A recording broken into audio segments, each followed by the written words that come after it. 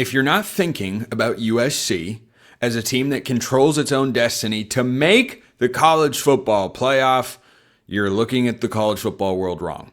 That's just a fact on the ground. Because USC, ho-hum, on a Friday night at home, beat Northwestern 38-17, which was 3 points off. I believe my prediction was 38-20.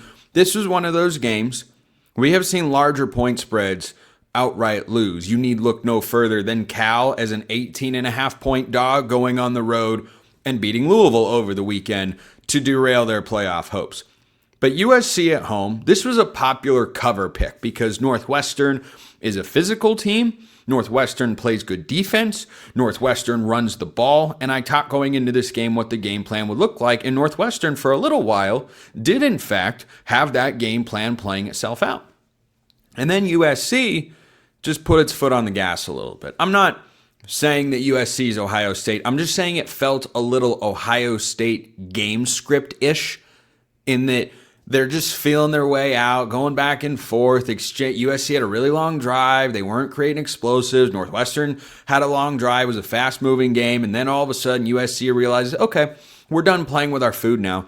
Let's go back to playing the kind of football that we know is required to get us into the playoff. And then USC went and won the game by 21 points. So the Trojans just very quietly they're just puttering along. They're not a speedboat from a narrative standpoint. They're not loud, racing across the lake, making a bunch of noise, catching your attention as they go by. You got a wakeboarder or a skier doing crazy tricks and stuff on the back. No, right now from a resume standpoint, USC is the fishing boat that just trolls by in the morning when the water's nice and calm, and they're just going about their business. You know, you probably didn't watch a lot of their win at Nebraska. That's okay. Nebraska's back in my top 25 this week, which is probably crazy to some people, but it's just slim pickings when you get to who you're going to rank in the top 25. But Nebraska is a game that USC, I think, really needed to have. And when you compare to the team I'm going to talk about next, Washington, I'll tell you why. But they needed to have that game because of what happened last year. Because last year, every time USC went on the road, and earlier this season when they've gone on the road, it's been a struggle.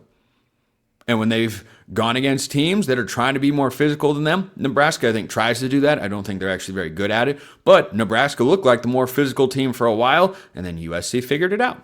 And so against Northwestern, you saw the same sort of thing. Northwestern will probably be a bowl team. They got 5 wins on the season right now. David Braun's doing a good job. They're not a great team, but they're fine. They're a perfectly fine team. It's a perfectly solid win for USC. Now they play Iowa.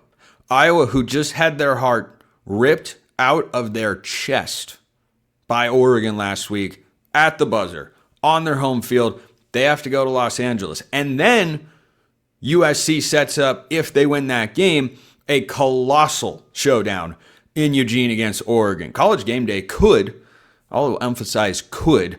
They have already gone to Eugene this year, so they probably won't do a repeat trip. We saw that. This week they're going to Pitt, hosting Notre Dame, even though you've got Texas and Georgia playing this week. Yeah, it's because they've already done the Georgia thing. They've already done the Alabama thing, so they're not doing that game either. But bringing this back to USC, if the Trojans win their next 3 football games, they are in the college football playoff, a place they have never been before. Spencer, they've won national championships. Yeah, I said college football playoff, which has only existed since 2014. USC has never been there. They came close in Lincoln Riley's first year, but here's an opportunity. Are they going to execute it? They can't lose. I don't think 9-3 USC is getting into the playoff. Their schedule is good. It's not a gauntlet. It doesn't have the sort of weight behind it that is probably required for a 9-3 team to get into the playoff, which to this point hasn't happened. We also only have the 1 year of data on that front. So for USC to be in this opportunity, to have this opportunity and be in this position where they've put themselves, despite the struggles they've had this year, losing to Illinois on the road, losing to Notre Dame, who's a really good team, I'm not going to say this is all you can ask for as a USC fan, but you have to at least be able to acknowledge, hey, this is where we're supposed to be at the very least. Now, a lot of Trojan fans understandably see this as the baseline level of success of, hey, we have to at least be in the running. Well, you're at least in the running. And sometimes all you can ask for is a shot. You have a shot. If you beat Iowa, we'll see if they remain ranked. They're in my top 25. I don't know if the committee will see them that way. But if you beat Iowa and then you win at Oregon, who's in everybody's top 10, and then beat UCLA last week of the regular season, who were the only best bet I didn't get this past week, then USC's in the playoff. Full stop. Full stop. So just beware.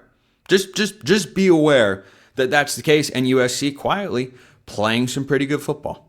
So, wanted to point that out. Next thing to point out at the other end of the spectrum is Washington, who will not be in the college football playoff. And they were starting to get some dark horse chatter because if they controlled what they needed to before the Oregon game, that could have very well been a rivalry matchup in Seattle for a college football playoff spot. And instead, Jedd Fisch continued to show that he's distracted interviewing for the Florida job? Maybe. Distracted interviewing for the UCLA job? Maybe. I don't think that's the most likely explanation. Washington, inexplicably for the last couple of years. I'm not sitting here telling you that it's easy to go on the road or that there aren't going to be home road splits. Washington is a historically bad team on the road. Maybe historically is too grandiose a term. I don't know how else you describe a team that has lost once at home since Jedd Fisch got there and has won one time on the road in a game earlier this year against Maryland, who we know isn't very good. They trailed 20-0. That's the one road victory that Jedd Fisch has during his tenure. I mean, in the Big Ten. In the Big Ten, I mean, Washington State earlier this year was, I believe, their first actual road win. But the Huskies go on the road. They're a much better team than Wisconsin. This is a game where if the weather was not what it was, Washington wins the game. I feel very confident about that. I can never prove it because we'll never see it. But Washington just wasn't built or isn't built yet to win that type of football game. Last year, the problem with the Huskies is they were not bad in the trenches. They were a disaster on both sides of the ball up front. They improved, but Saturday showed you there's still room to grow. There is still more work to be done to get Washington back to the level that they expect to be at. Because the worst kept secret about the last time Washington was in the playoff just 2 seasons ago when they won the final year of the Pac-12, they won the Joe Moore Award for the best offensive line in college football. This Washington offensive line is not built in that same regard. They don't have the same high-end talent. They don't have the same sort of depth. Defensively, 10 points or 13 points to Wisconsin, yeah, that should be enough in any sort of game. You contrast it with what Oregon did against Iowa. The Ducks are more well-built up front to go win that game. They went for 260, over 260, over 7 yards a carry did Oregon at Iowa in horrible conditions. Washington's offense didn't score a single point in the second half. They had several miscues. That's what can happen in that sort of environment, but that's what this came down to for Washington. So on my fan mood assessment here, after a particular game, Washington gets the worst of vibes this week because there was a real chance if you beat 3 teams who you're significantly better than, you went into that rivalry game playing for a spot in the college football playoff. Instead, the best thing Washington can have this year, it's a step forward. If Jedd Fisch remains the head coach going forward, it's still an overall good season to realize there are more positives than negatives. But from now on, the best thing that can happen for Washington is probably retaining your head coach number 1, or maybe that's even secondary in the eyes of some Washington fans, to beating Oregon and trying to play spoiler for their playoff hopes. That's where things sit. Washington had a chance and blew it. So the Big Ten will get 4 teams into the college football playoff if USC wins out, I think. The most likely number is looking like 3. 3 is looking like it'll be the number for the Big Ten because Washington gave away a golden opportunity. They just let it slip right away, in a manner of speaking, literally, because it was very wet, hard to hold on to the ball, and they couldn't throw it consistently. I don't know where Jonah Coleman went, got off to the hot start, and Washington just wasn't able to lean on their ground game the same way that Oregon was. And that was a difference.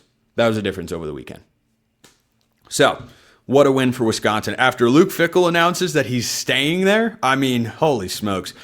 I never thought I'd say it or see it or even ponder it, But Wisconsin should have the highest of vibes as a fan base after that win, because your coach, who many, myself included, have doubted or said should be moved on from, goes out and finds a way to beat a ranked team. You got a field storming for everybody that was at Camp Randall, braving the elements, which mostly just includes having to watch that Wisconsin football team, and Wisconsin finds a way to get it done. Couldn't believe it.